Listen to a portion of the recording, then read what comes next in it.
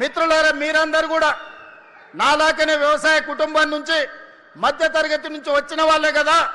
సమస్యలు వస్తే పారిపోతామా? సమస్యలు చూసి ఆత్మహత్య చేసుకుంటామా? లేకపోతే నిలబడి కొట్లాడి సమస్యల్ని పరిష్కరించుకుంటామా?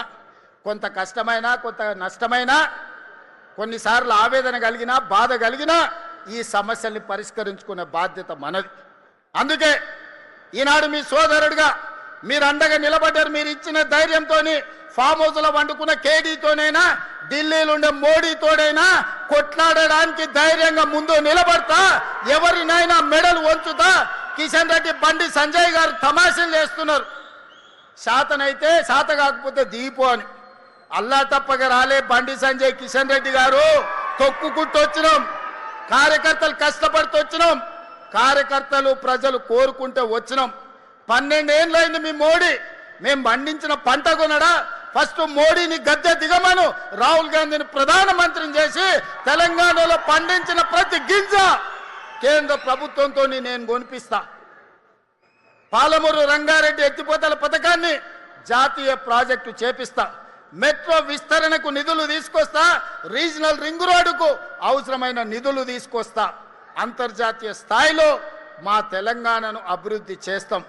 మీకే మాటలు వచ్చు అనుకుంటున్నాం, మాకు మాటలతో పాటు చేతలు కూడా వచ్చు. కిషన్ రెడ్డి గారు 15 తారీఖు తర్వాత వడ్ల సేకరణ 75 లక్షల మెట్రిక్ టన్నులు అయిపోతాయి.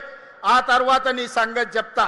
ఎట్లా కొనదో కేంద్ర ప్రభుత్వం, మొక్కలు ఎట్లా కొనరో, జొన్నలు ఎట్లా కొనరో, పొద్దు తిరుగుడు ఇత్తులు ఎట్లా కొనరో, మెట్రో రైలుకి ఎందుకు పైసలు ఇయ్యరో, రీజనల్ రింగ్ రోడ్డుకు ఎందుకు అనుమతి ఇవ్వరో, వరంగల్ ఎయిర్పోర్ట్ ఎట్లా రాదో, ఆదిలాబాద్ ఎయిర్పోర్ట్ ఎట్లా నిర్మించరో నీ సంగతి చెప్తా. పొలిమేర్లు కూడా దాటో కిషన్ రెడ్డి నువ్వు అనుకుంటున్నావేమో.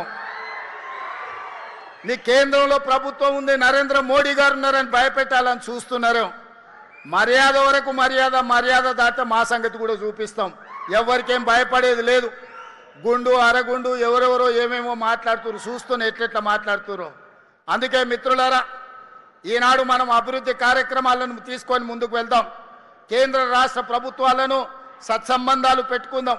మన అవసరాలు వారికి విజ్ఞప్తి చేద్దాం. మనకు కావాల్సిన అనుమతులు నిధులు తీసుకొచ్చుకుందాం.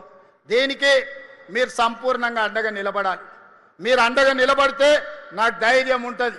ఆ గుండె ధైర్యంతో కేంద్ర ప్రభుత్వంతో అన్ని రకాల నిధులు సాధిస్తా. ఈ రాష్ట్రాన్ని నిర్మించుకుందాం. రంగారెడ్డి జిల్లా అభివృద్ధి జరిగితే తెలంగాణ రాష్ట్రం అభివృద్ధి జరిగినట్టే. ఇవాళ 60% ఆదాయం ఈ జిల్లా నుంచి వస్తుంది. ఇక్కడ సంపాదించింది రాష్ట్ర నలుమూలల రైతాంగానికి, దళితులకు, గిరిజనులకు, ఆదివాసులకు, బలహీన వర్గాలకు అందరికీ ఈరోజు సంక్షేమ పథకాలను అమలు చేస్తున్నాం. నిన్న మొన్న బీఆర్ఎస్ వాళ్ళు కారు గుర్తోళ్ళు వచ్చారు. కోహెడా ఫ్రూట్ మార్కెట్ కట్టడానికి వీలు లేదంటారు. భారత్ ఫ్యూచర్ సిటీని రద్దు చేస్తామంటారు. రీజనల్ రింగ్ రోడ్డు నిర్మించడానికి వీలు లేదంటారు. రీజనల్ రింగ్ రైలు అవసరం లేదంటారు. వరంగల్లో ఎయిర్పోర్టు అవసరం లేదంటారు. ఆదిలాబాద్లో ఎయిర్పోర్టు అక్కర్లేదంటారు. పాలమూరు రంగారెడ్డి ఎత్తిపోతల పథకాన్ని పూర్తి చేసి రంగారెడ్డి జిల్లా వరకు నీళ్లు తరలిస్తామంటే ఆ ప్రాజెక్టు కూడా తట్ట మట్టి తీయడానికి వీల్లేదంటారు. మహారాష్ట్రతో మాట్లాడి తుమ్మిడిఎట్టి దగ్గర గోదావరి జలాలను శ్రీపాద ఎల్లంపల్లికి తీసుకొస్తామంటే అది కూడా నిర్మించడానికి వీల్లేదంటారు. ఇవాళ నేను అడుగుతున్న మిత్రులారా, ఆ 10 ఏళ్ళు మనం కొట్లానం.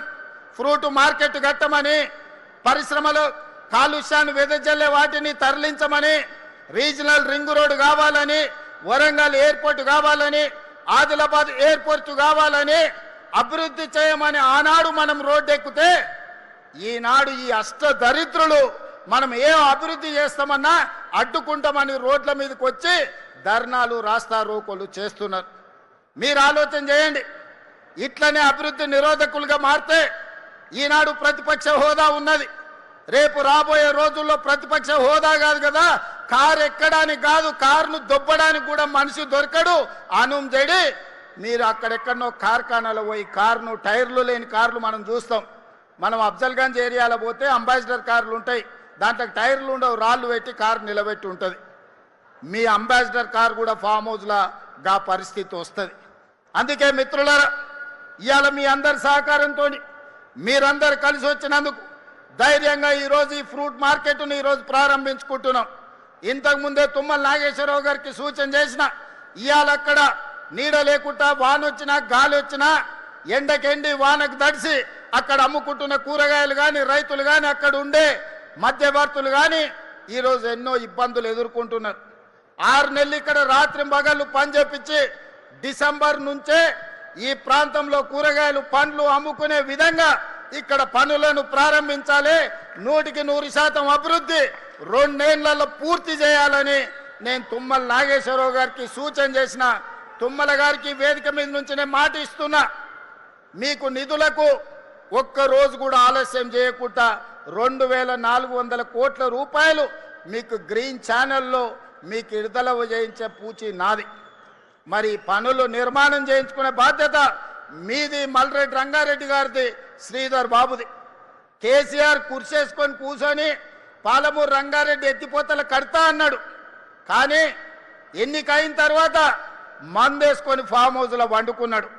ఆయన లాక కాకుండా తుమ్మల నాగేశ్వరరావు గారికి, శ్రీధర్ బాబు గారికి మీరీడ కుర్చేసుకొని కూర్చొని ఈ ఫ్రూట్ మార్కెట్ను డిసెంబర్లో పనులు ప్రారంభించే విధంగా మీరు అభివృద్ధి కోసం రోజుకి 24 గంటలు పనులు చేయించండి. మీకు అవసరమైన నిధులను ఏర్పాటు చేసే బాధ్యత నేను తీసుకుంటా. అదేవిధంగా ఈనాడు రిజిస్ట్రేషన్ ఆఫీసులు కోట్ల రూపాయల భూముల లావాదేవీలు జరుగుతున్నాయి. ఒక్కొక్క డాక్యుమెంట్కు 1 కోటి 2 కోట్లు ఈరోజు రిజిస్ట్రేషన్ ఛార్జెస్ కడుతున్నారు. కానీ సబ్ రిజిస్ట్రార్ ఆఫీస్కి పోతే కూర్చోనికే కుర్చీ ఉంటుందా ఒకసారి ఆలోచన చేయండి. గంటల కొద్దీ నిలబడితే కూర్చోవడానికి కుర్చీ ఉండదు. వయసు మీద పడ్డ వాళ్ళు బాత్రూమ్కి వెళ్దామంటే అక్కడ బాత్రూమ్ ఉండదు. ఆకలి ఛాయ్నో బిస్కెట్టో తినాలంటే అక్కడ క్యాంటీన్ ఉండదు. ఎక్కడనో శ్మశానానికి పోయినట్టు లేకపోతే ఎడారిలో మనకు ఏ దిక్కులేని దగ్గరకు పోయినట్టు ఉంటుంది సబ్ రిజిస్ట్రార్ ఆఫీస్. నేను అడిగిన రెవెన్యూ మంత్రి శ్రీనివాసరెడ్డి గారిని, శ్రీనివాసరెడ్డి గారు ప్రతి సంవత్సరం నీకు రిజిస్ట్రేషన్ నుంచి 15-16 వేల కోట్ల రూపాయల ఆదాయాన్ని ఇస్తున్నారు. మరి ఇన్ని వేల కోట్ల రూపాయల ఆదాయం ఇచ్చే వాళ్ళు వస్తే కూర్చోవడానికి కుర్చీ లేదు, తాగడానికి ఛాయ్ లేదు, ఎక్కడ చూసినా నిలబడడానికి కూడా స్థలం లేని పరిస్థితి ఉన్నది. ఇది మంచిదా? కస్టమర్ ఈజ్ అవర్ గాడ్ అన్నారు. మరి అట్లాంటి వాళ్ళను మీరు ఇట్లా నిలబడితే మంచిదా అని అడిగిన. అందుకే ఆయన ఆలోచన చేసిండు. ఔటర్ రింగ్ రోడ్డు లోపల 39 సబ్ రిజిస్ట్రార్ కార్యాలయాలు ఉంటే వాటిని 12 క్లస్టర్స్గా బ్రహ్మాండంగా ఏసీ గదులతోని ఎక్కడికి వెళ్ళినా 5 స్టార్ హోటల్కి వెళ్తే ఎలాంటి వసతులు ఉంటాయో ఈరోజు రిజిస్ట్రేషన్ చేసుకోవడానికి వచ్చే వాళ్లకు అలాంటి వసతులతోని ఇవాళ ఇంటిగ్రేటెడ్ సబ్ రిజిస్ట్రార్ ఆఫీసులను డిజైన్ చేసి ఈరోజు ఆ కార్యక్రమాన్ని కూడా ప్రారంభించుకున్నాం. అందుకే మిత్రులారా, అంతర్జాతీయ నగరం అని మనకు మనం గొప్పలు చెప్పుకుంటే సరిపోదు. అంతర్జాతీయ ప్రమాణాలతోనే అభివృద్ధి చేసుకున్నప్పుడే అంతర్జాతీయ నగరంగా మనకు గుర్తింపు వస్తుంది. అందుకే వాళ్ళు అడ్డం పడ్డా, కాళ్ళలో కట్టె పెట్టినా, శాపనార్థాలు పెట్టినా, ఏడ్చినా, పెడబొబ్బలు పెట్టినా, చివరికి మూసిలో పడి పందులాక దొర్లినా